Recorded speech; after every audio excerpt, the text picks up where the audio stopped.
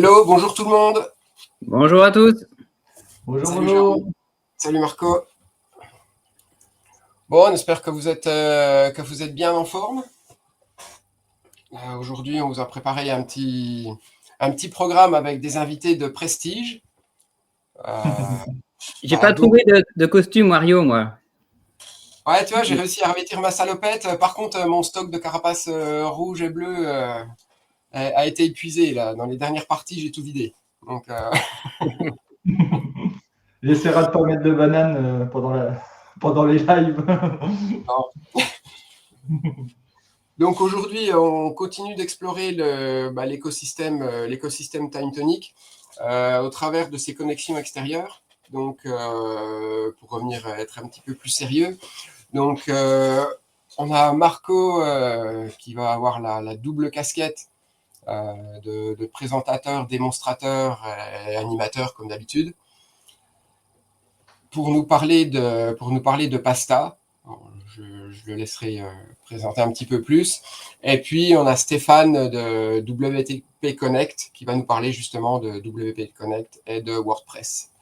Donc, on va les accueillir tous les deux et puis on démarrera les présentations. Juste avant, une chose importante quand même, Martial a un nouveau clavier. Il y a une touche qui éteint son ordinateur. Donc, si tout se coupe, vous savez pourquoi. Voilà. Je préviens à l'avance au cas où. Je l'ai branché ce matin, j'ai encore pas paramétré les raccourcis. Et là, c'est les raccourcis par défaut et ça me plaît encore pas trop bien. Donc, salut Philippe, salut Stéphane. Salut, Et bonjour à tous. Salut. Bonjour à tous. Bienvenue dans Bon. l'émission. Merci. Bon, on espère que vous êtes en forme pour nous parler de vos produits services qui vont cartonner, on espère. Très en forme. Très Très en bien. forme. Aider les clients à se Trop connecter. Trop peut-être, même. Ne nous fais pas peur, ne nous fais pas peur. Non, jamais. Jamais. Donc on va laisser la main à Marco et Philippe pour Pasta. Ok, ça marche. Écoute, Ouais, donc on va couper la présentation en deux. Ça va être grosso modo deux fois 30 minutes. N'hésitez pas à poser des questions dans le chat. On suivra, on y répondra. Donc voilà, donc hop, j'ajoute ton écran là, Marco, c'est bon? Ouais, c'est bon, il est partagé. Tu peux y aller. Ouais. Toc. C'est bon, ça s'affiche normalement. Alors, du coup, juste un petit mot sur Pasta. Donc, Pasta, c'est une solution qui va s'intégrer avec Time Tonic, qui permet de faire deux choses principalement aujourd'hui. Envoyer les données Time Tonic sur un outil de reporting tel que Looker Studio, ce que je vais montrer, ou aussi Power BI. Premier cas d'usage. Deuxième cas d'usage, d'envoyer les données en synchronisation de données sur un autre outil ou de recevoir des données depuis un autre outil. Donc là, je vais commencer par me connecter déjà sur l'environnement de prod. Donc, quand on arrive sur Pasta, donc on a un écran d'accueil qui nous permet de voir les différentes exécutions de passes qui ont été exécutées, les différents connecteurs qui ont été ajoutés. Et du coup, la première chose à faire, c'est que je vais créer un pass. Alors, ce qu'on appelle un pass, c'est un chemin de données, soit un chemin de données de type reporting, donc de Time Tonic vers Looker ou vers Power BI, soit un chemin de données de type synchronisation de données, donc de type, par exemple, Airtable vers Time Tonic ou Time Tonic vers Postgre, voilà, différentes choses. Et il y a plusieurs connecteurs qui sont gérés. Donc là, la liste n'est pas exhaustive, c'est la liste des derniers connecteurs qui ont été ajoutés. Donc, je vais commencer par la partie reporting. Donc, je vais créer un pass. Je vais désactiver Dashlane parce que ce n'est pas très pratique pour ça. Donc, le nom, je vais l'appeler, par exemple, test reporting. Pas très original. Reporting. Donc, le type, ça sera du coup reporting. Donc, je crée un chemin. Donc là, première chose à faire, il faut sélectionner une source. Alors, une source, on peut avoir évidemment plusieurs sources pour Time Tonic en fonction du token qu'on a, parce que chaque token a potentiellement des accès différents.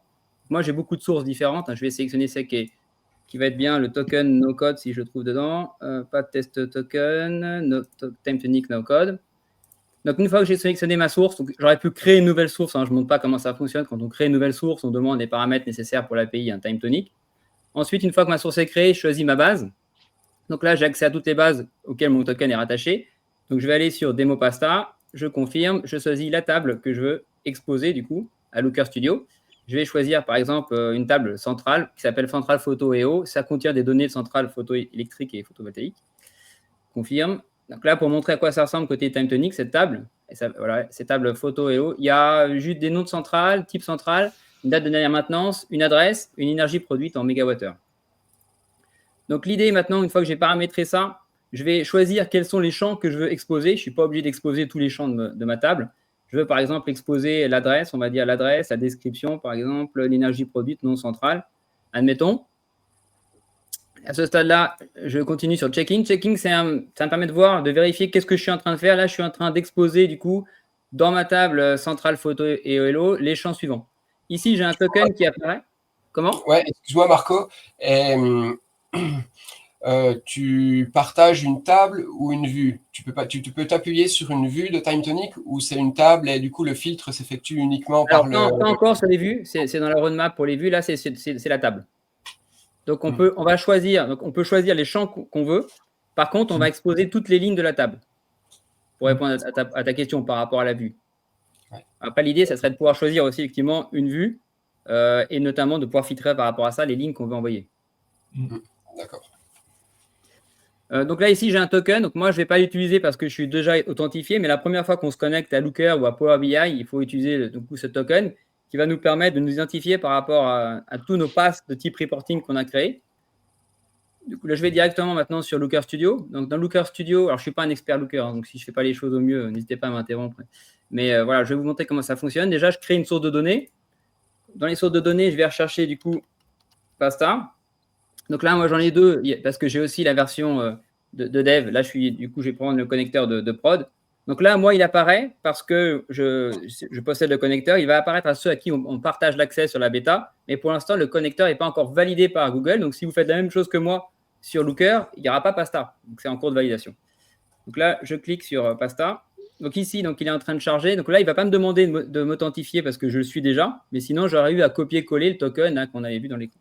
Et le token, c'est par compte Pasta que tu Alors, mets. oui, le token pour le reporting, ça génère un token. Et ce token-là, il va me permettre d'avoir accès à tous les passes reporting associés au compte. Ok, ouais, c'est ce que je voulais. Ouais, c'est pour ça, du coup, que si j'arrive dans Looker, ici, dans la liste déroulante des passes, je vois plusieurs passes, pas seulement celui que j'ai créé, j'en vois d'autres. Et là, du coup, je peux retrouver mon pass ici qui va être pass reporting, je ne sais plus comment je l'ai appelé d'ailleurs. Test reporting, donc normalement je dois voir test reporting, il est évidemment tout en bas. Donc une fois que j'ai choisi ça, très original, ouais, c'est pas très original. Après je clique sur associé, donc quand je clique sur associé, il va récupérer la structure des champs qui sont exposés et affecter les différents noms, évidemment. Je ne sais pas pourquoi j'ai une erreur, c'est l'effet démo.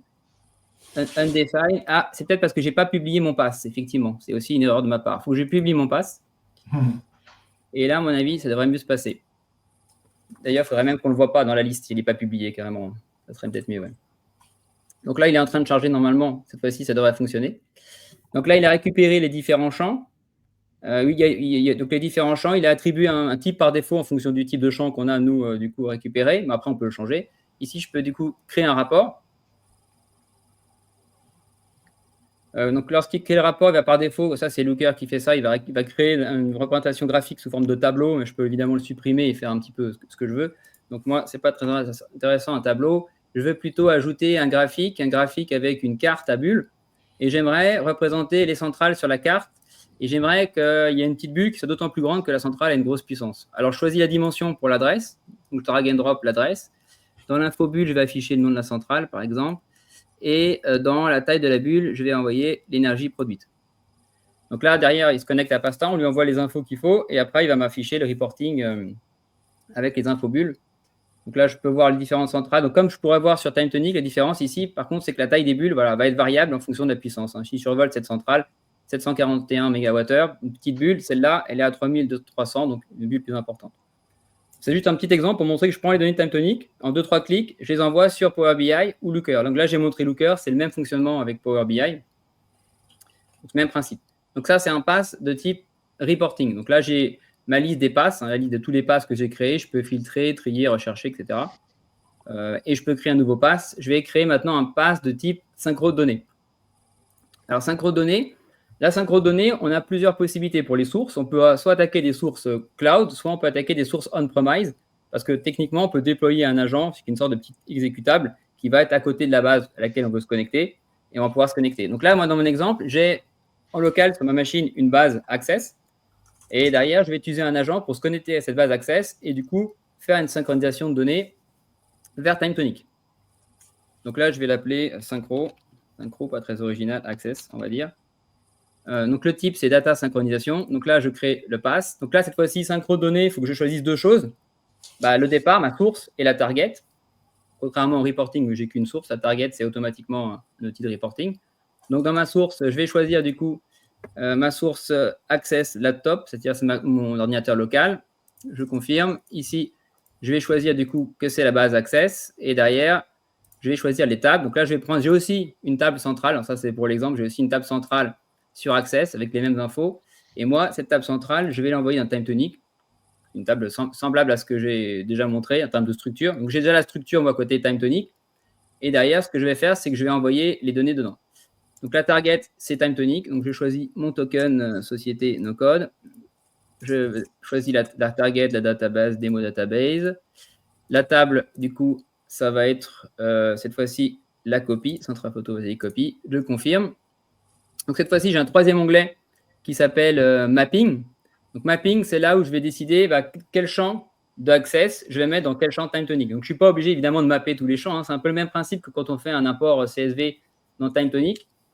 La différence ici, c'est que dans la liste déroulante de gauche, je vais proposer les types de champs que je vais proposer vont dépendre de là où je vais mettre les champs. Autrement dit, un champ string, pour être plus clair.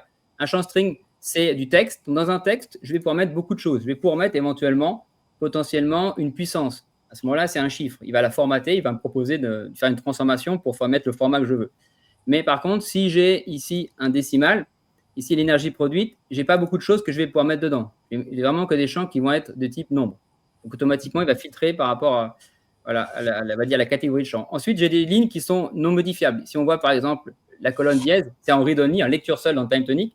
Donc, évidemment, je ne peux pas aller écrire dans une source qui est en lecture seule. C'est pour ça que ça, derrière, c'est grisé.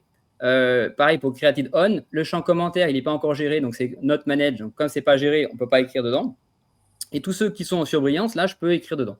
Donc, je vais choisir de mapper. Alors, je ne suis pas très original. Hein, je vais choisir de mapper adresse, par exemple, dans adresse.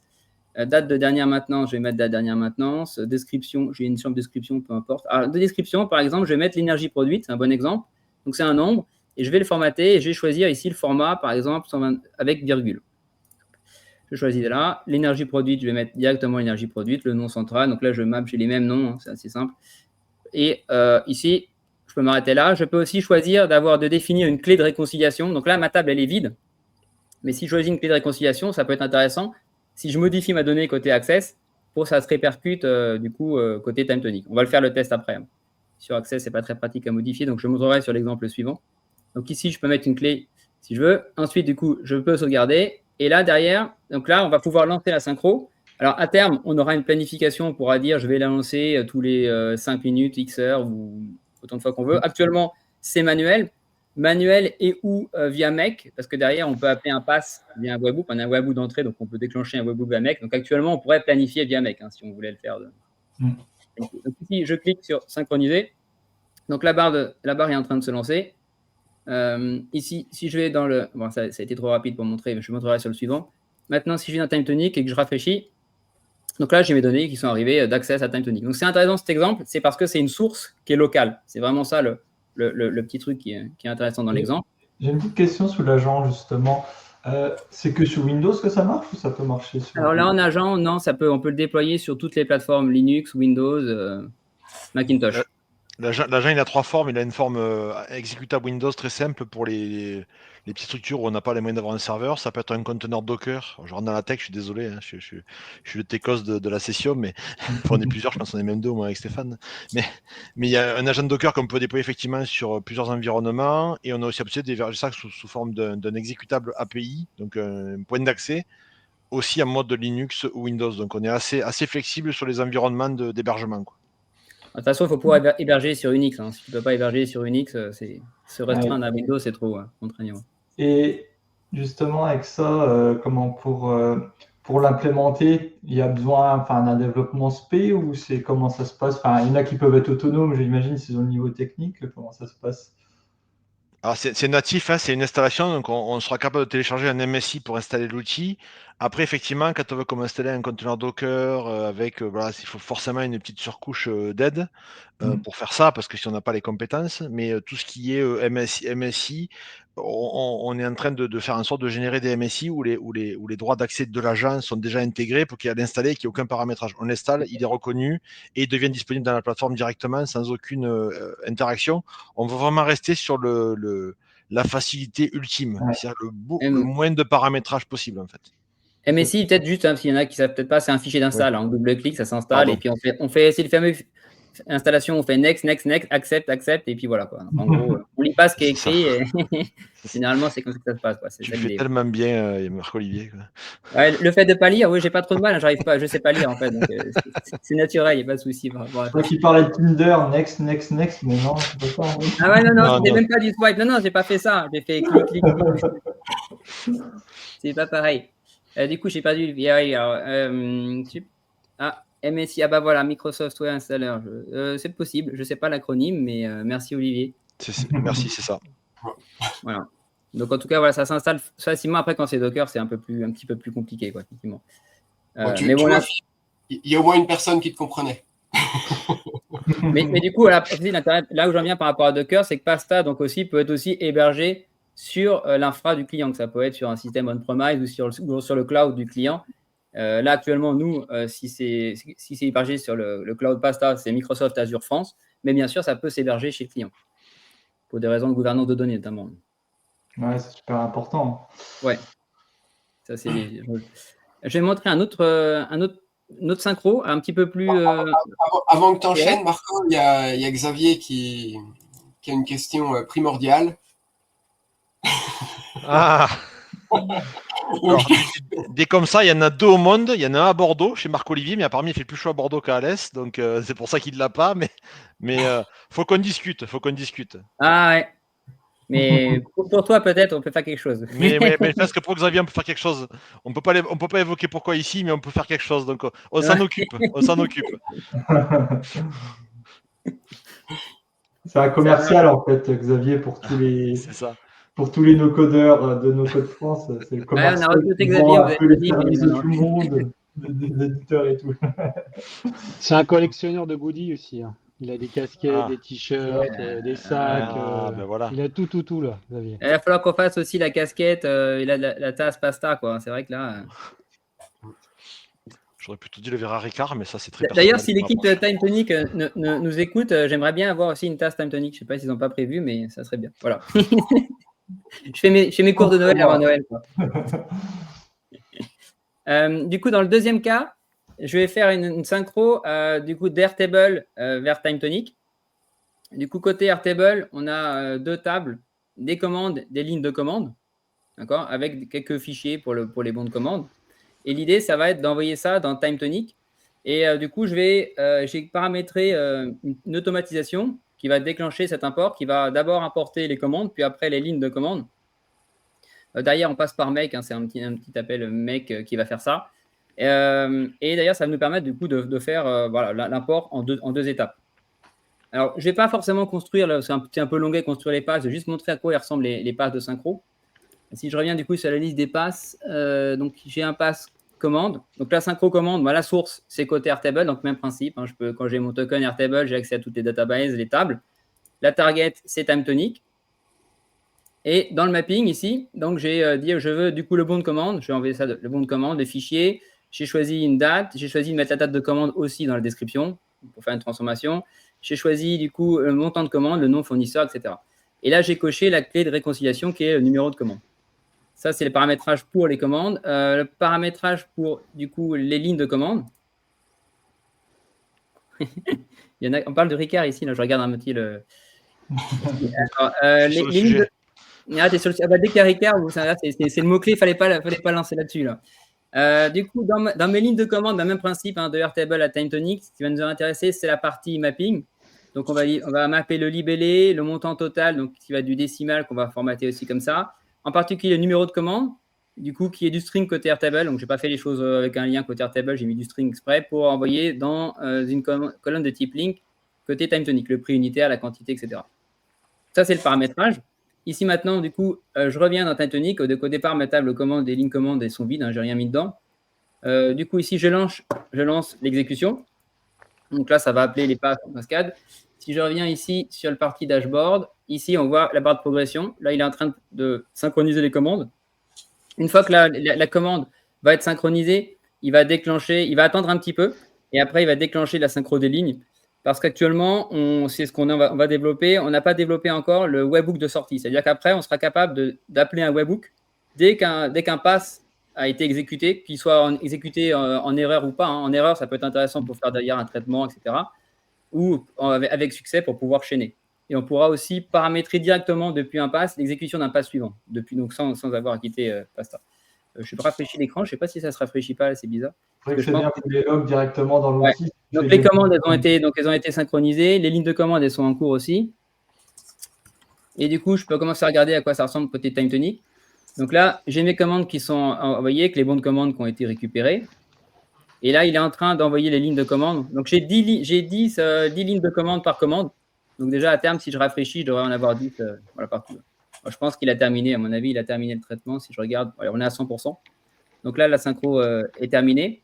Et donc là, ce que je disais aussi, c'est que si je peux faire une modif maintenant côté Airtable, par exemple, et que le nom du fournisseur, je vais l'appeler test, pas très original. Et derrière, je vais relancer juste, par exemple, mon pass de commande. Je relance ma synchro des commandes. Ici, du coup, vu que les données sont déjà existantes, parce que j'ai coché la clé de réconciliation, c'est les numéros, il va mettre à jour les infos.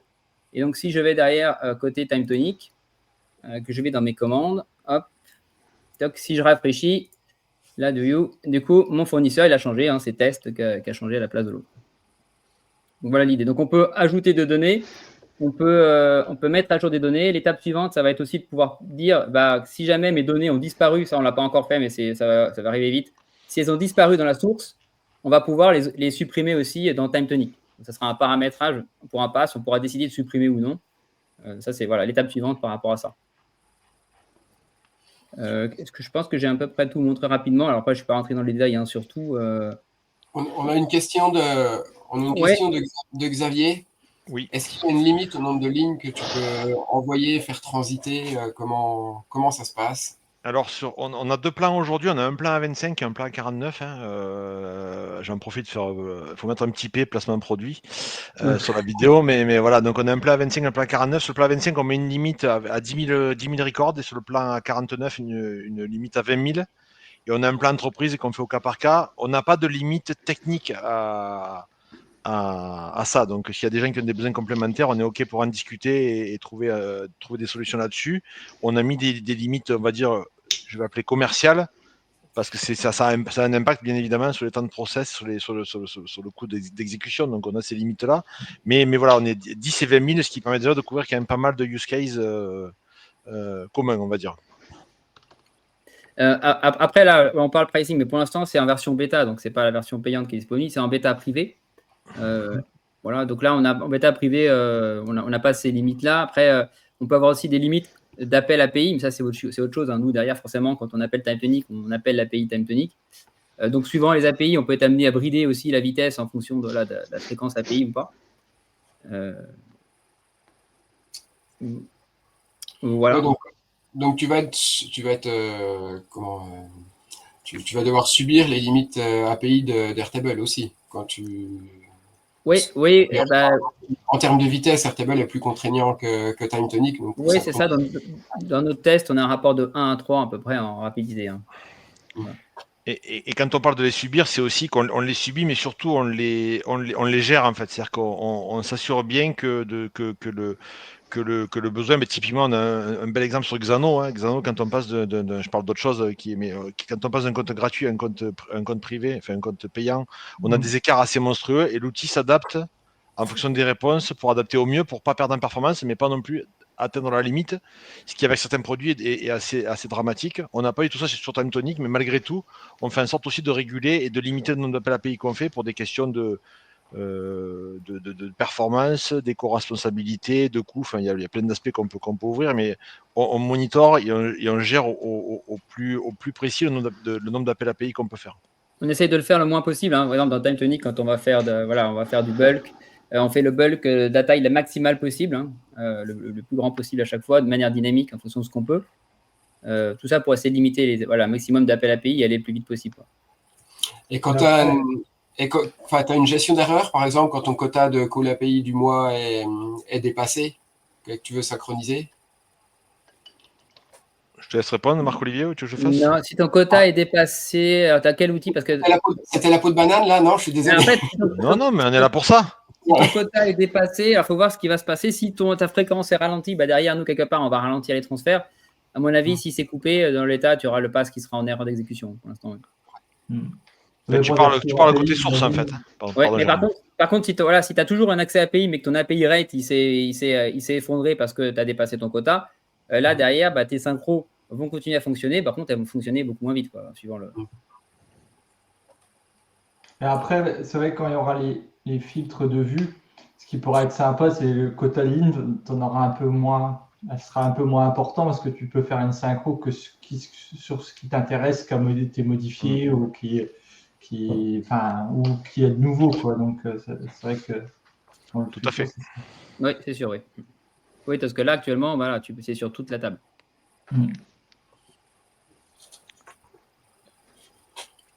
Pour vous parler un petit peu de la suite rapidement, hein, si vous le souhaitez, c'est que on est en bêta aujourd'hui, on va être live production courant janvier. On se laisse au mois de janvier pour ouvrir. Voilà, donc si des gens sont intéressés pour tester, faites un petit mail à Marc-Olivier, je pense que tout le monde le connaît, et il sera un plaisir de vous ajouter dans la bêta. À un moment donné, on va la closer parce qu'on a quand même beaucoup de demandes et avoir beaucoup trop de bêta-testeurs, ça ne permet de pas être super réactif sur les temps de réponse. Donc mais c'est encore ouvert aujourd'hui, donc n'hésitez pas si vous voulez vous y connecter. Et on a 9 connecteurs aujourd'hui. On a de la base de données, on a du SQL Server, on a du Postgre. En termes de no-code, TimeTonic est bien évidemment notre partenaire majeur et le mieux intégré à la plateforme. Mais on sait dire du Airtable, on sait dire du Supabase, du Fillout, arrête-moi Marc-Olivier, du Access. À venir, Excel, Google Sheet, bien évidemment, parce qu'on a aussi parfois des besoins de tuer un Excel et on a besoin de vivre avec pendant quelques mois. Donc, on sera en capacité de venir synchroniser un Excel vers TimeTonic, le temps de le décéder, si vous me permettez l'expression. Et là justement, on pourra faire un Excel qui sera local aussi, c'est ça. Parce grâce à l'agent, on pourra se connecter sur un fichier Excel qui est local, pas forcément du coup sur OneDrive, et l'envoyer à intervalles de temps réguliers dans TimeTonic. Exactement. Donc voilà pour ce que je pouvais rajouter sur le timing. Voilà, si vous avez une question, n'hésitez pas à nous mettre dans le chat. Et puis sinon, on va passer avec plaisir la main à la suite. Je prends ton rôle, Martial. Je me laisse pousser des ailes. Bon, parfait, je pars en vacances. Il va te virer là. Et clac, c'est bizarre, je suis plus dans la conversation, c'est quoi? Ton micro a été coupé, tu ne peux plus parler. Non, si Marco, Philippe, si vous avez, si pour vous on a fait le tour du principal que vous aviez à présenter et à expliquer sur Pasta. Oui, je pense que ce qu'on a vu. Alors après, j'ai pas forcément j'étais un peu vite là-dessus, mais donc on a une donnée source, une donnée d'arrivée. On peut faire des transformations simples aussi, hein, entre la source et l'arrivée. On va ajouter des transformations aussi au fil de l'eau. Sinon, je pense qu'on a fait un tour assez rapide, hein, c'est complet.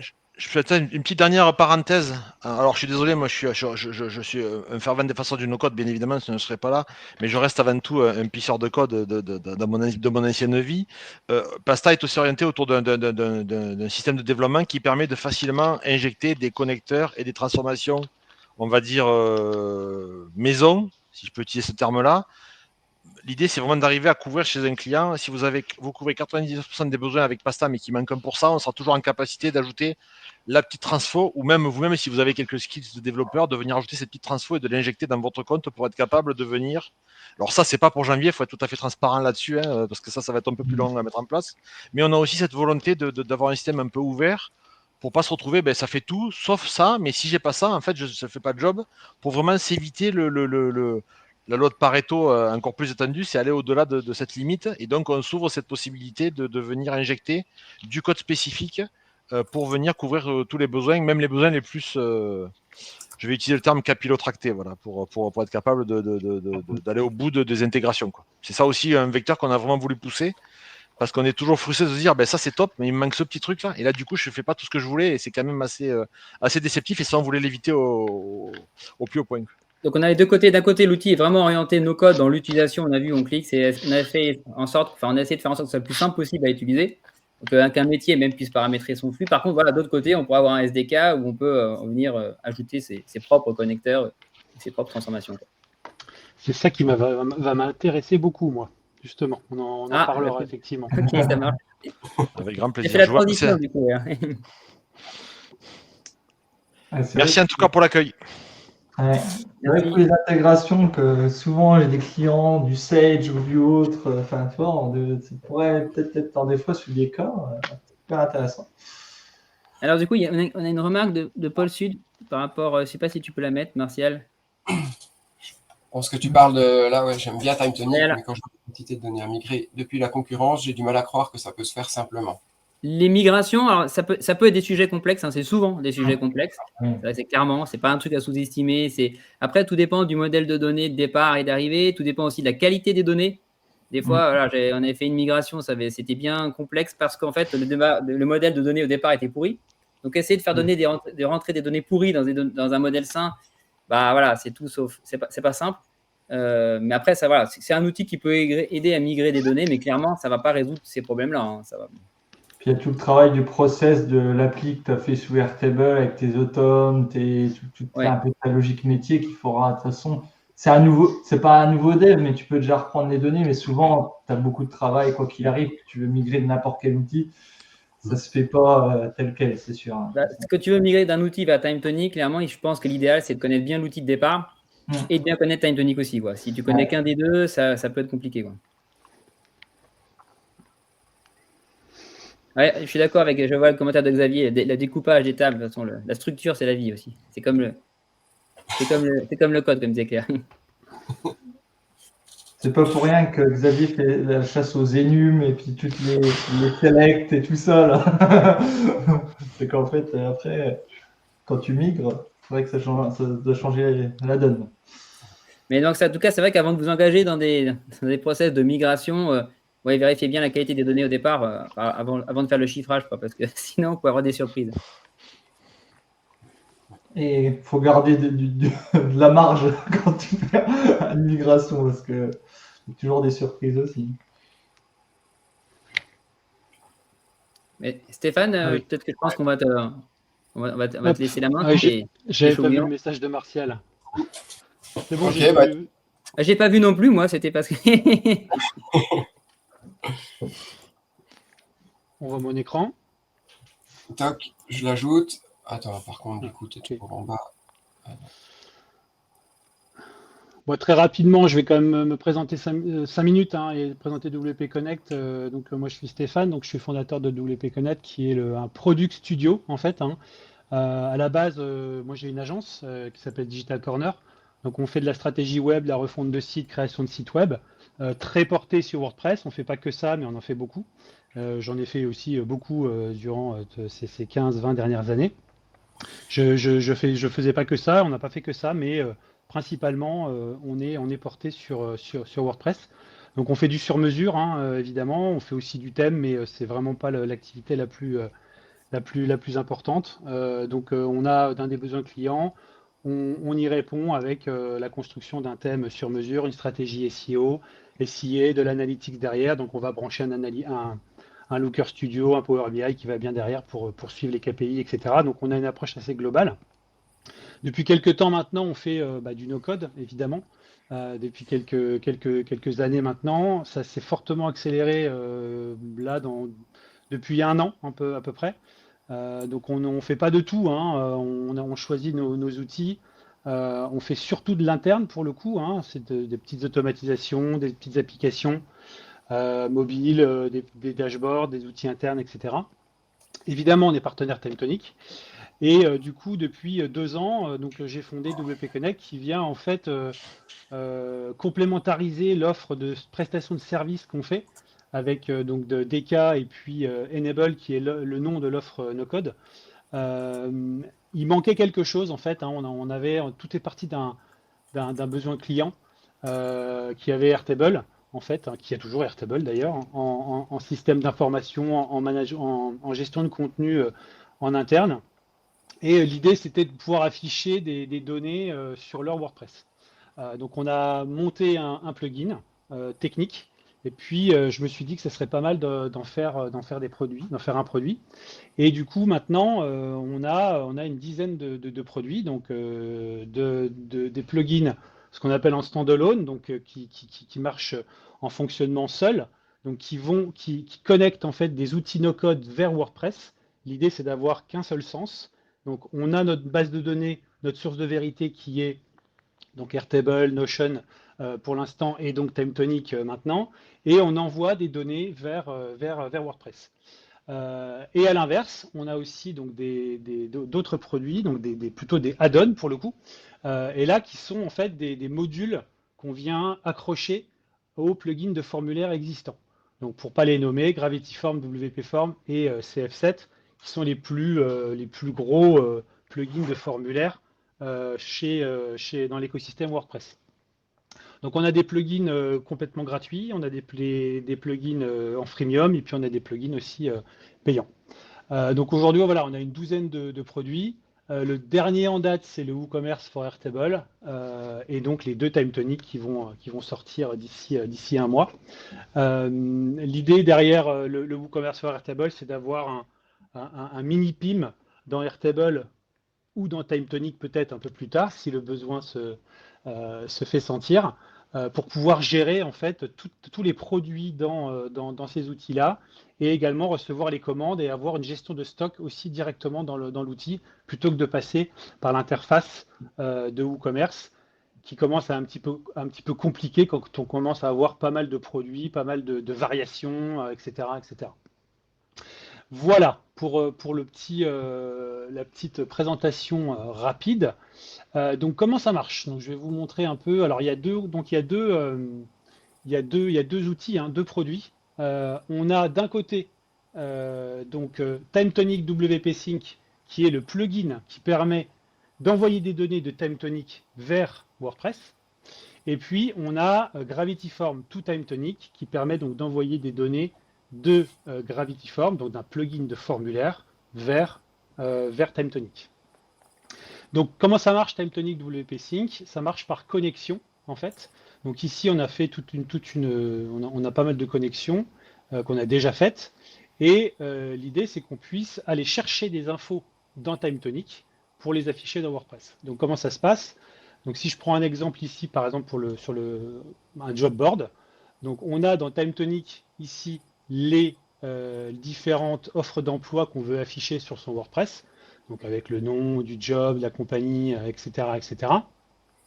Le profil demandé, les avantages, la rémunération, bon bref, on a beaucoup de données comme ça, le type de job aussi demandé. Et pour faire une connexion, donc on va mettre l'API key, RGPD bonjour, qui est ici, et ensuite donc l'ID pour aller choper donc les bases de données et donc les books qui vont bien pour ces données. Donc on a mis pour chaque connexion ces informations-là de sorte qu'on puisse aller chercher dans différentes bases de données, dans différents comptes sur le même site.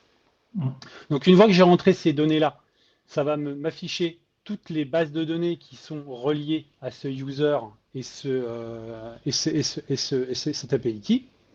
Et ensuite, ça va m'afficher les tables. Donc là, j'ai choisi TimeTonic WP Sync, donc qui est ici. J'ai tout un tas de bases ici. Et je vais chercher la table qui va bien. Donc ici, Job Board, évidemment. Je vais également pouvoir choisir la vue directement. Donc ça, c'est pas mal parce qu'on va pouvoir aussi faire différentes vues. Et ici, je vais pouvoir aller choisir la vue qui va bien. Ce qu'on va rajouter là pour la sortie, ça va être un petit module de filtre qu'on a déjà sur le plugin Airtable to WordPress. Donc là, on va le mettre également sur celui-là. C'est-à-dire qu'on va pouvoir rajouter un module de filtre qu'on aura ici. Et comme ça, on va pouvoir encore plus filtrer les données qu'on veut importer en fonction de la vue.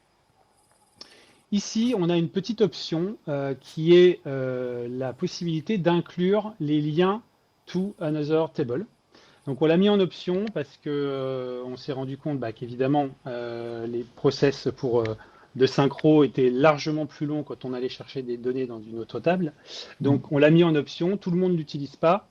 Donc c'est vraiment une option qui peut être activée en fonction de la connexion. Donc je vous montrerai ce que ça donne ici dans l'interface de mapping. Donc là je vais mettre No pour l'instant. Ensuite, on peut choisir le type d'import qu'on veut faire. Donc on a 3 types d'imports. On a ce qu'on appelle un post, donc une publication. Donc ça rejoint les articles de blog et puis les pages. Ouais, donc On là, en c'est a de la, aussi- ouais, Oui. là, c'est de la terminologie WordPress pure. Là. Ouais, Mm. un post, c'est la terminologie WordPress. Un post, c'est une publication. Donc, ça peut être aussi bien ce qu'on appelle un custom post type, donc un type de contenu personnalisé que nous, on va créer ou que le thème installé va créer. Donc, par exemple, si j'installe un plugin qui s'appelle WP Job Manager, pour rester dans le thème, ça va créer un custom post type job. Et Mm. dans ce post job, je vais avoir différents champs et différentes taxonomies. Des taxonomies, c'est des catégories de champs. Voilà. Et tout ça, je vais l'avoir ici. Je vais pouvoir les récupérer et ensuite faire mon mapping. Donc ici, c'est un post, mais je vais pouvoir aussi importer des utilisateurs. Par exemple, j'ai une table user que j'ai ici. Par exemple ici. Je vais pouvoir les mapper. Je vais pouvoir appeler le post type user ici. Je vais pouvoir mapper les champs que j'aurai dans ma table TimeTonic. Ça va créer les utilisateurs dans WordPress, leur envoyer un mail pour qu'ils puissent créer leur compte, etc., etc. Et de cette façon, j'aurai ma base d'utilisateurs que je pourrai ensuite utiliser pour mapper sur peut-être des contenus personnalisés dans mon WordPress, ou alors les mapper pour dire, OK, celui-là est auteur de tel ou tel article de blog, etc., etc. Et dernier type d'import, c'est les taxonomies. Donc là, c'est très porté WordPress, hein, effectivement. Donc là, je vais pouvoir importer des taxonomies sur des posts existants. Donc par exemple, comme si je reste sur le job, je vais pouvoir, par exemple, rajouter une taxonomie qui est le type de job, si je ne l'ai pas dans mon tableau, ou la localisation, etc., etc. Là, on rentre vraiment dans un détail assez poussé au niveau développement. Donc, je vais pas en dire plus, mais l'idée, c'est vraiment de se dire que j'ai la possibilité d'importer autre chose que des publications, mais aussi des utilisateurs. Et ici, justement, c'est là que ça devient intéressant, c'est que ici, je choisis le type de poste. En fait, si je choisis user ici, j'ai pas l'option, évidemment. Si je choisis post ici, je vais pouvoir choisir le type de poste que je veux. Donc là, je reste sur mon job. Soit il est créé par un thème, et donc dans ce cas-là, on le retrouvera ici. Soit il est créé par un développeur, comme nous, quand on fait des choses complètement from scratch, on crée nous-mêmes notre CPT avec un autre plugin ou from scratch, donc un autre plugin qui s'appelle ACF. Je pourrais peut-être en parler tout à l'heure, mais là, pour le coup, on rentre vraiment dans le dev WordPress. Et je vais pouvoir aussi créer mon post type directement depuis le plugin. Donc là, c'est pour le coup, c'est hyper intéressant parce que j'ai pas besoin d'utiliser un autre plugin ou alors de passer par un développeur. Je peux très bien créer mon post type là directement ici et lui affecter ensuite les bons champs qui vont bien, etc. Après sur le mapping.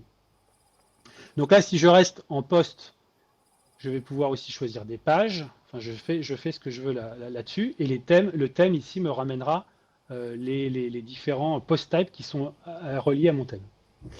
Ensuite, je choisis si je veux un état de publication. Donc en publié, en scheduled, en brouillon, en pending ou en privé. Et ensuite l'auteur, qui peut être du coup dans les users que je viens d'apporter si j'ai envie. Donc voilà, donc ça c'est les deux premières étapes. Et ensuite j'ai tout ce qui est mapping. D'ailleurs là tout a sauté. Bon, il faudra que je sorte sans sauvegarder. Donc le mapping, un peu comme a montré Marco sur Pasta, hein, c'est tout simple. Hein, c'est-à-dire que d'un côté j'ai mes champs TimeTonic et de l'autre j'ai les champs que j'ai préalablement créés pour les afficher sur mon WordPress. Donc évidemment, ça vient ici chercher les champs qui sont dans ma table. Donc le job name que je mappe avec le titre, la compagnie que je vais mapper avec d'autres champs ici que j'aurais créés, le logo également. Hein, donc on peut évidemment mapper des images. Et puis ensuite, toutes sortes de types de contenus que j'ai dans mes pages, dans ma base Timetonik, et ensuite ceux que je veux retrouver dans mes pages que je vais créer ensuite. Dernière étape, c'est la synchronisation. Donc, on peut choisir à la stratégie, donc en ajout, en mise à jour, en suppression, en ajout, en mise à jour et juste en ajout. Évidemment, si je choisis cette option, tout ce que je ferai dans Timetonik, ça se répercutera sur le WordPress. Par contre, si j'ai envie juste que j'ajoute des choses dans Timetonik et que je gère ensuite mes différentes publications dans WordPress, je peux choisir une autre stratégie. Et le trigger, évidemment, donc en manuel, en recurring. Donc là, je vais choisir une fois par jour, une fois par semaine, toutes les 30 minutes, etc. Je vais pouvoir choisir également le jour de la semaine, l'heure, et en recurring, donc ça viendra se synchroniser automatiquement pour s'afficher, pour que les modifications qui sont faites dans Timetonik soient affichées sur WordPress. Et le petit dernier, c'est la synchro instantanée avec la mise à disposition d'un webhook, évidemment. Là aussi, ça va demander un petit peu de... Alors là, on va un petit peu au-delà du no-code, mais voilà, il y a la possibilité de faire appel à ce webhook pour faire de l'instantané, avec la mise en place d'un cron aussi côté WordPress pour plus d'optimisation. Alors... Donc si je... Attends, je vais quitter parce que là, je ne sais pas ce qui s'est passé. Ouais, voilà. Hop. Donc je vais vous montrer ce que ça donne par rapport à quand je fais un link to another table. En fait, ici, donc là j'ai mis yes pour cette connexion. Et en fait, ici j'ai mes champs de la table parent. Et ici, j'ai mes champs avec la petite flèche, j'ai mes champs qui sont affichés, qui sont reliés à la table user. Donc elle est ici. Si je vais sur les posts, ici j'ai ma table donc de blog post, et ici donc j'ai ma colonne user avec les noms qui sont associés. Et donc évidemment, dans une connexion, je vais pouvoir aller chercher les infos pour pouvoir les afficher directement sur une page que j'aurai construite.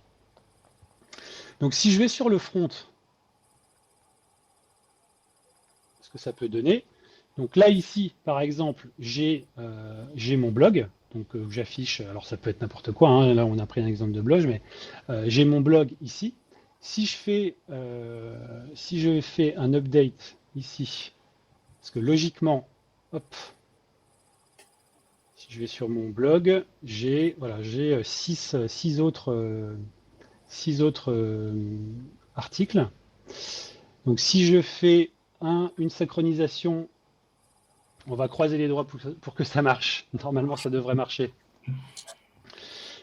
Ça va peut-être prendre un petit peu de temps parce que justement, j'ai ce link to another table. Voilà. C'est pas Martia qui a lancé là, ça devrait marcher. Voilà. Et hop, magie, super, ça a bien marché. Donc là, j'ai mes six articles qui ont été rajoutés. Comment il gère le multi-élément? Comment il gère un peu, comme il y a plusieurs valeurs, il affiche, il sépare d'une virgule, ou ça dépend peut-être des cas, je sais. Alors, pour afficher des valeurs là comme ça? Ouais, par exemple, là tu aurais un nom et tu aurais deux noms, tu vois. Par exemple, tu aurais un tableau de noms et tu aurais deux noms, et comment il ferait pour afficher si ça serait du texte, par exemple, ou autre. C'est-à-dire l'affichage en front, comment tu le gères? Ouais. C'est ça. En fait, justement, là, c'est un peu comme tu veux. C'est-à-dire que y a d'un côté les thèmes, donc les thèmes WordPress, tu installes ton thème, et là, tu vas pouvoir ensuite aller chercher les infos que tu auras synchronisées. En fait, on importe les données. Okay. On va pas chercher les données dans Timetonik. On va les chercher, à la première connexion, on va les importer, ce qui fait que les données sont dans WordPress, en fait. Donc, elles sont là. Et ensuite, on peut les utiliser évidemment comme on veut. Donc, on va pouvoir aller les chercher, donc soit les afficher via le thème existant, soit via un thème qu'on aura préalablement construit ou que le développeur ou la développeuse auront construit, ou alors via un page builder comme Elementor, je ne sais pas si vous connaissez, c'est le page builder le plus connu de WordPress, où là on aura une interface complètement visuelle.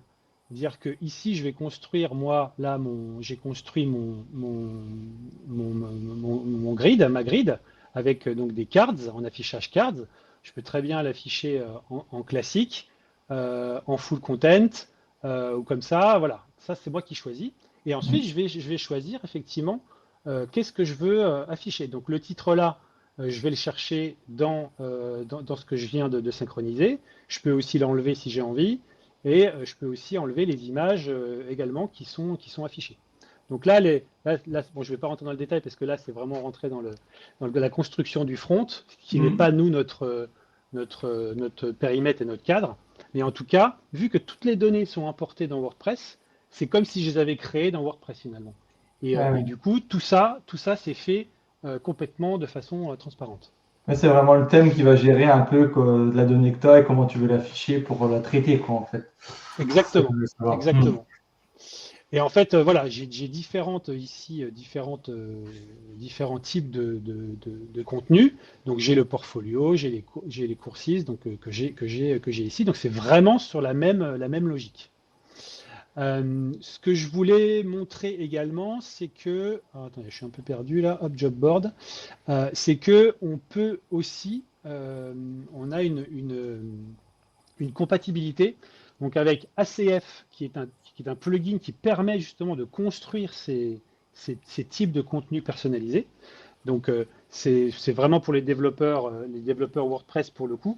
Alors même si on n'est pas développeur, on peut l'utiliser puisque ça a une interface vraiment no code pour le coup, parce que tout se passe ici.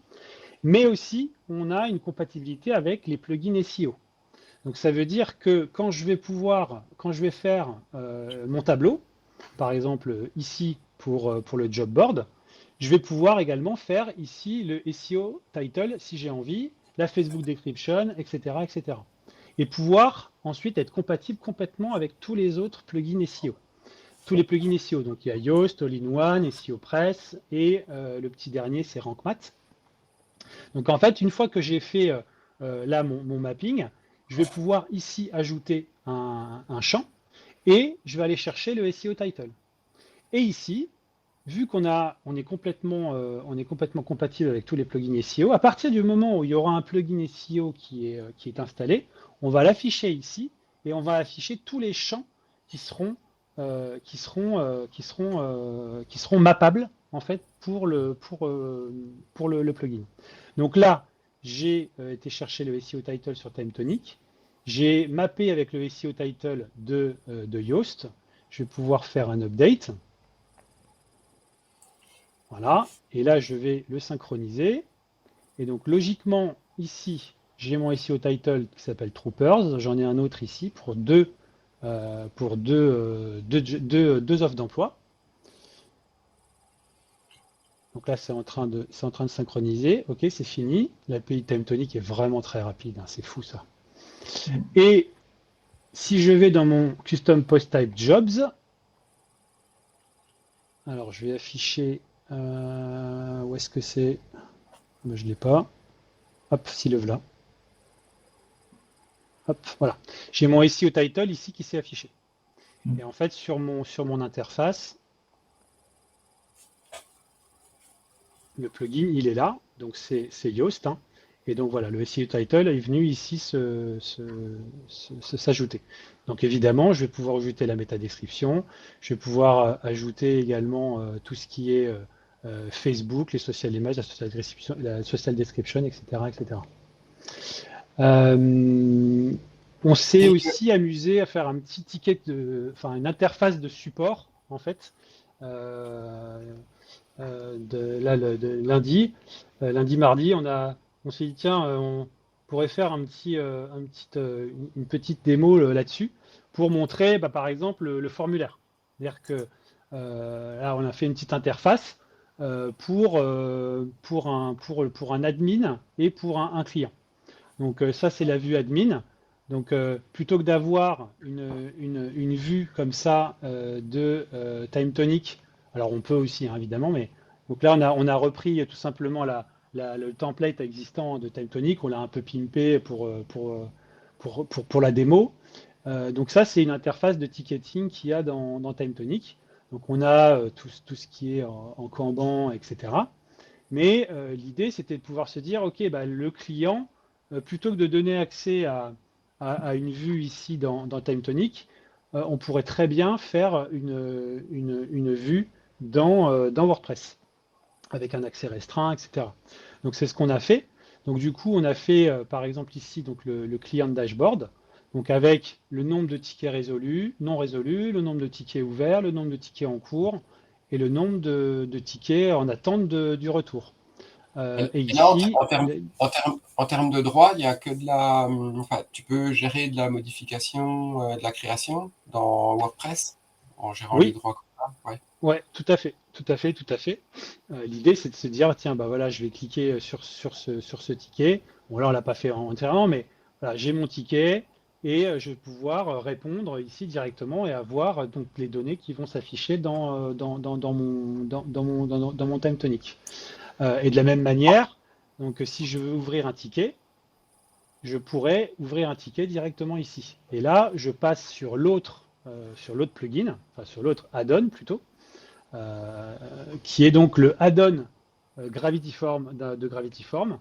Donc le add-on s'appelle Gravity Form to TimeTonic. Donc le plugin, c'est Gravity Form, donc qui gère les formulaires. Et ensuite, ici, je vais pouvoir créer donc des formulaires et puis y associer des feeds. Donc là, j'ai créé un formulaire qui s'appelle créer un ticket de support. Donc je le crée ici dans le back-office. Et ensuite, j'ai mon petit add-on TimeTonic ici. Donc, oui, la Voilà. création passe forcément par le formulaire, par un Gravity Form.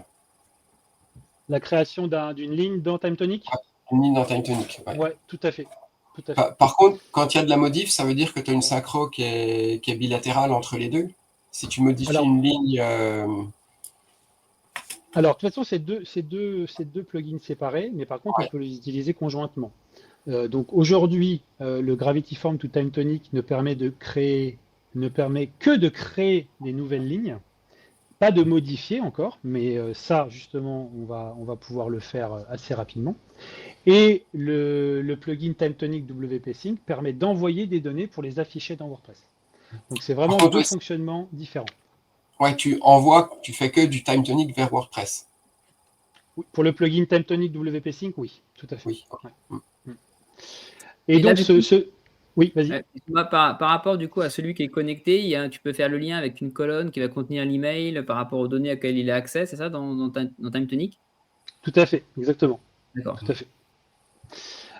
Donc pour cet exemple, donc on a fait un formulaire et on va pouvoir créer des feeds par un nombre illimité de feeds par formulaire. Donc là, j'ai créé un feed ticket de support.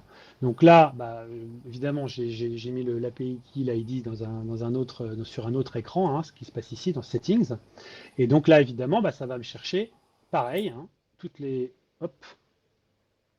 C'est bon. Vous voyez toujours? Ouais. J'ai une coupure. On a donc les bases ici et la table sur laquelle on veut envoyer les données. Et pareil, hein, voilà, on a un mapping à faire. Donc ici, les champs de TimeTonic et ici, les champs du formulaire. Donc je fais mon mapping, je sauve et je vais pouvoir entrer directement mes informations ici pour créer le ticket. Alors ça ne marche pas, j'ai déjà fait plein de fois. Donc je vais vers ça ne marche jamais votre truc. Hop, en bug, en priority low par exemple. Et ici la description. Et je vais pouvoir même ajouter un fichier si j'ai envie. Donc là j'envoie la donnée, j'envoie le formulaire.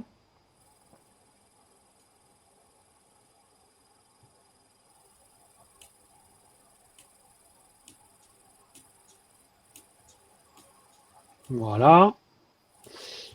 Et donc logiquement, c'est venu ici. Voilà, donc là, voilà le ticket qui vient d'être ouvert.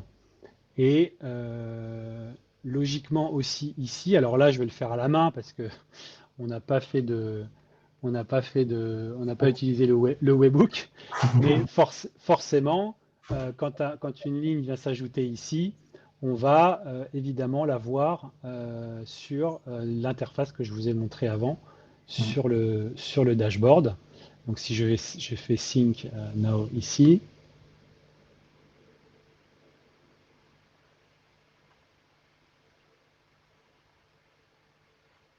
c'est en cours. 50, Du et coup, voilà. les plugins, c'est exécuté sur le serveur là où est hébergé les sites WordPress, en fait, c'est ça, hein? Tout à fait, tout à fait. On est vraiment derrière le système, on est dans le système du client, puisque de toute façon, WordPress est toujours installé chez le client. Et donc, du coup, on est dépendant, effectivement, de la puissance du serveur. Donc, c'est vrai qu'on a de temps en temps ces petites questions. C'est lent, ça va pas vite, etc. Et voilà, on se rend vite compte que soit les lignes à importer sont énormes parce qu'il y a des images qui pèsent 10 mégas chacune, soit que le serveur est un peu limité en termes de performance. Voilà. Voilà, donc du coup ici j'ai mon ticket de dashboard, donc la vue admin, hein. Donc voilà le ticket qui vient d'être créé, il n'est pas encore assigné. Et on a bien donc 12 non résolus avec 7 ouverts, 2 en attente et 3 tickets en cours. Voilà pour l'exemple. Et ici en client de dashboard, évidemment, là aussi. Donc là, il est bien ouvert. Et puis on en a également 12 aussi, qu'on peut voir effectivement ici. Donc si je l'assigne ici et que je refais une synchro, évidemment, ça se mettra à jour sur l'interface. Voilà, en gros, 30 minutes. Je pense qu'on est bon là. Ça ouvre de belles perspectives. C'est vrai que même pour l'intégration avec un front, je voyais, j'avais travaillé pour des agents immobiliers. Ils utilisaient TimeTonic un peu pour gérer parce que sur WordPress, ça allait pas. Et c'est vrai qu'avec la synchro, ça peut être vraiment top pour eux d'avoir un global direct. Bah, on se rend compte que ça couvre pas mal de cas d'usage en fait, parce qu'il y a des données qui sont dans les outils internes et puis que des fois on a envie d'afficher sur son site et puis on pense pas forcément qu'on peut le faire directement plutôt que de faire des copier-coller ou des exports CSV, des machins et des trucs. Enfin, vous savez ce que c'est. Donc là, du coup, ça vient vraiment répondre à pas mal de cas d'usage, je pense. Ouais, parce que là, tu fluidifies vraiment le process entre j'ai mon process interne de construction de ce que je vais mettre sur le site. Et puis en dernière étape, quand ça passe en validé, à ce moment-là, je peux le transmettre à WordPress et l'exposer. Et tu as un truc qui est hyper fluide dans ton process entre je commence de construire mon contenu et je l'expose. C'est ce qu'on a de temps en temps sur des cas clients. Là, ils ont des vues, alors pas sur TimeTonic encore, puisque c'est pas sorti, mais sur l'autre. On a des clients qui font des vues, ou des vues, ou même c'est des vues ou des filtres, display, affichés sur le site. Et donc, du coup, ils synchronisent uniquement cette table et ça vient s'afficher sur le site automatiquement de façon récurrente. C'est ce que je me demandais. Tu peux gérer le statut publish et tout ça directement avec une synchro. Ouais. En fait, tu vois, comme ici, tu peux synchroniser une vue, je pense que tu joues à partir de ça aussi. Ouais, c'est ça. Tu peux choisir la vue.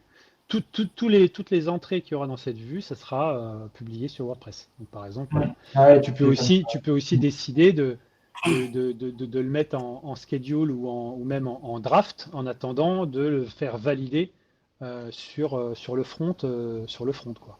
Voilà. Tu peux choisir un petit peu ce que tu veux là-dessus.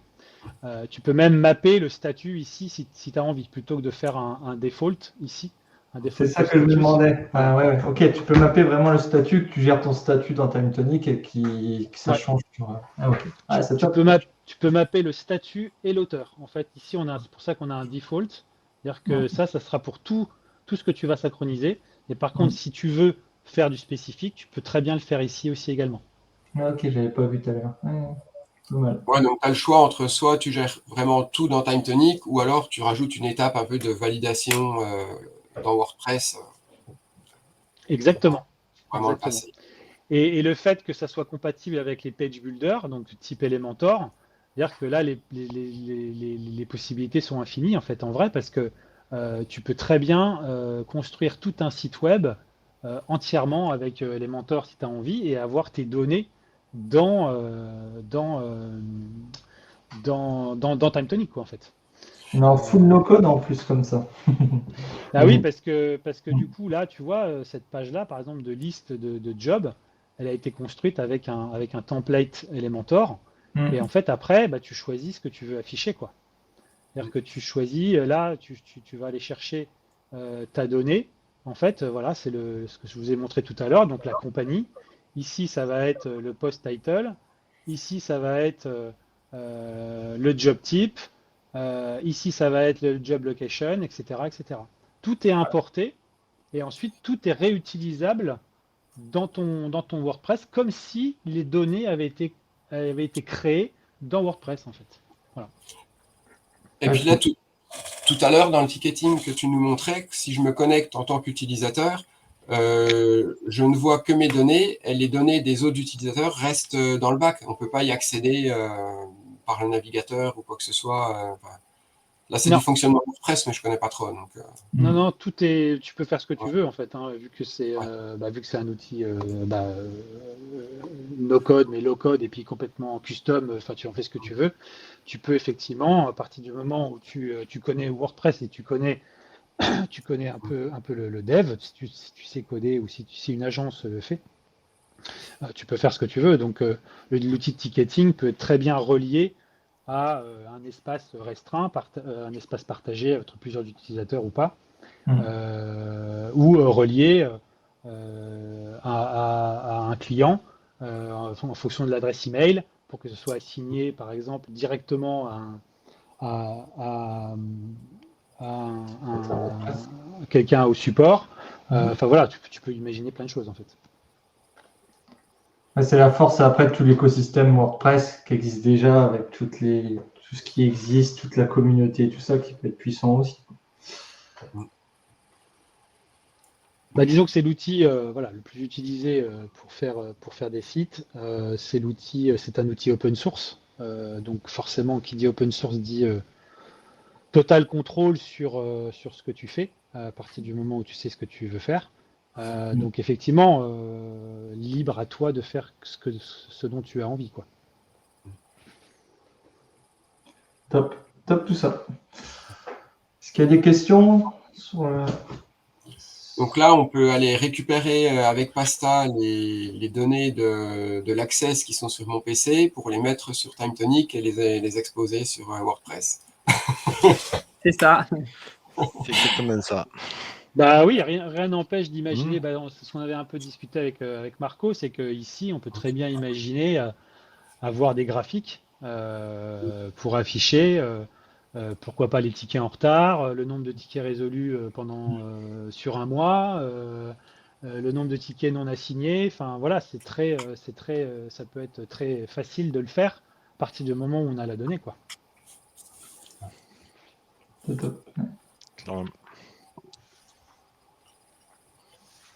Non, super. Enfin, ouais, c'est vrai que, comme tu disais, Jérôme, moi, ça ouvre vraiment bien les possibilités de TimeTonic. Aujourd'hui, je pense qu'on est un petit peu tous d'accord pour dire que le point faible, c'est vraiment la partie front. Là, avec WP Connect, on sait y pallier de belle manière. Alors, effectivement, il faut des compétences spécifiques pour le mettre en place pour WordPress, mais j'aurais pas forcément dit un point faible, c'est juste que c'est un point, c'est accès aux données, quoi. Donc tu peux pas te batailler sur à la fois le back, le front, et ils ont fait le choix de faire du back. Donc après, oui, tu peux compléter avec des outils front, ce qui n'est pas déconnant. En général, quand tu fais un système, tu découples souvent le front et le back, quoi. Quand je disais un point faible, c'est plus quand on approche, quand on approche des cas d'usage. Souvent, c'est le côté là où on se dit mince, avec TimeTonic, ça va être un peu. Oui, tu n'as pas la main sur le design. Après, souvent, tu as la partie interne qui n'est pas grave parce que c'est ce que tu as l'habitude sous Excel et c'est fait pour manipuler la data, c'est top. Mais souvent, quand tu as le côté un peu client ou un peu, tu vois, un peu pour sortir à des clients, c'est vrai que là, ça peut être une belle porte ouverte, surtout avec la facilité de WordPress quand même. De toute façon, on est en train de réfléchir à faire des thèmes un peu, pas basiques, mais un peu communs. C'est-à-dire que nous, nos clients, c'est par exemple, il y a beaucoup d'agences immobilières, en fait, sur Airtable. Donc, l'idée, ce serait pouvoir de se dire, OK, vous avez le plugin, vous avez le template. Si vous ne l'avez pas, on peut vous le fournir. Vous avez le plugin, on peut vous fournir la connexion déjà tout fait aussi également. Et puis, on peut aussi vous fournir le front avec un thème à installer très, très basique qu'on peut aussi pousser en une sorte de package comme ça. On peut imaginer aussi un thème portail client. Voilà, par exemple. Enfin, tout ça, ça viendra, je pense, avec les cas d'usage qu'on rencontrera. Mais tout est possible, tout est imaginable pour rendre l'outil beaucoup plus user-friendly et beaucoup plus simple d'utilisation, quoi. Ouais. Mais là, c'est vrai qu'avec, entre Pasta et puis WP Connect, on sent qu'on a bien quelque chose qui se construit et qui nous permet de franchir des caps, l'intégration et tout ça. De casser un petit peu tous les cas d'intégration, d'exposition qui pouvaient être limitants jusqu'à maintenant. Rien que, tout ce qui est reporting, bon, il y avait Serenitix qui est déjà bien quand même avec TimeTonic, mais j'ai des clients, ils sont full Power BI ou full Google Studio et parce qu'ils ont toute leur infra avec tous ces outils-là en standard, donc c'est vrai que ça leur change la vie d'utiliser les outils qu'ils connaissent, qu'ils utilisent déjà pour d'autres applis, et ça ouvre pas mal de portes. Et la sauvegarde aussi, c'est vrai que malgré ça, la sauvegarde les synchros et sauvegarde, c'est quand même super. Moi, j'avais beaucoup de clients qui me posaient la question justement comment on pouvait un peu automatiser ça, stocker chez eux ou des choses comme ça. Donc, c'est vrai que ça répond bien. Côté front avec WP Connect, avec WordPress, j'ai eu des cas d'agence immobilière, un peu comme ce que tu parlais, Stéphane. Et c'est vrai que je pense que ça répond très très bien aux besoins, surtout avec WordPress. Ok, nickel. Non, on n'a pas, a priori, pas de questions. Je sais pas, entre Philippe, Marcos. Une petite remarque, a priori, la prochaine émission, donc normalement le premier jeudi du mois de janvier, c'est le 2. Donc comme c'est très proche du premier, ça probablement qu'on va faire ça plutôt la semaine d'après. On va voir évidemment si le créneau est libre, donc à confirmer, mais on partirait sur le jeudi 9 pour la prochaine émission. Ah oui. Ça sera mieux, on sera plus cohérent. Voilà, on sera peut-être en meilleure forme.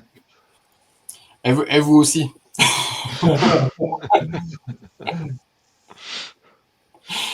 Ouais, merci Claire. Ouais, merci à tout le monde d'avoir aussi commenté tout ça, posé des questions. Voilà, ouais, c'était chouette. On espère effectivement que ça vous a plu, que ça vous a bien ouvert les chakras sur les possibilités de TimeTonic et que c'est pas un univers qui est fermé. Bien au contraire, ça s'ouvre de plus en plus avec le temps grâce à des initiatives comme Pasta et comme WP Connect. Voilà, c'est vraiment chouette et ça fait plaisir de voir tout ça. Ah ouais, c'est sûr. Ah ouais, tiens, il y a un petit message. 2 solutions à creuser qui offrent des belles perspectives de développement d'ouverture. Top, merci pour le partage. Merci. Bon. Ouais. Et puis si vous avez besoin d'informations, etc., donc Stéphane, on peut te retrouver où? Les gens peuvent te joindre où s'ils ont des questions, s'ils veulent déployer les plugins sur tout leur site? Sur les internets, sur le web, comme on dit. Ouais, entre